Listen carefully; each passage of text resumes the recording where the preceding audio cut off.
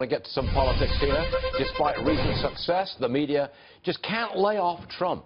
I got some headlines for you. This is from this morning, just from one newspaper. This is the Washington Post, just today.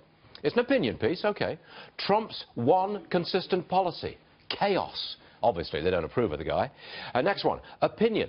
A first foreign policy flop. I believe that was the call to Taiwan.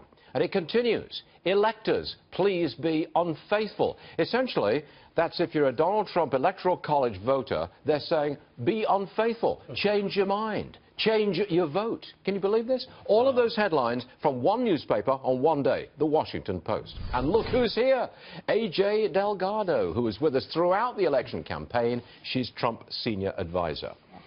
I want to know, what do you do when you leave here and you go up the golden elevators into Trump Tower? What do you do all day? Because you're there all day for a month. Shake my head at these media headlines, I'll tell you. It seems that Obama, especially in the early years, it was he can do no wrong.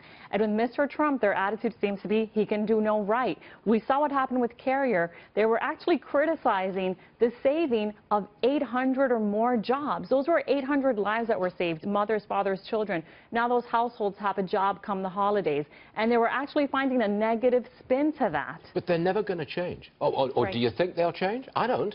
Well, I maintain hope. Mr. Trump maintains hope, but we've seen how the media has been for years, that liberalism is entrenched in the system here. So we will do our best to continue working for the American public. There's one thing he will not flip-flop on ever. They're accusing him of flip-flopping. He hasn't flip-flopped on a single issue. And the one thing he hasn't, most certainly, is helping the American people and helping keep those jobs and bring those jobs back to America. He's not even in office yet, and he's already saving jobs. Can you talk to me about climate change? Because I think there might be a subtle change of opinion there. There wasn't. He's open to discussing the issue. Yeah. There hasn't been any change in his position. He called it a hoax before the election. Right. I don't know whether it was once or twice.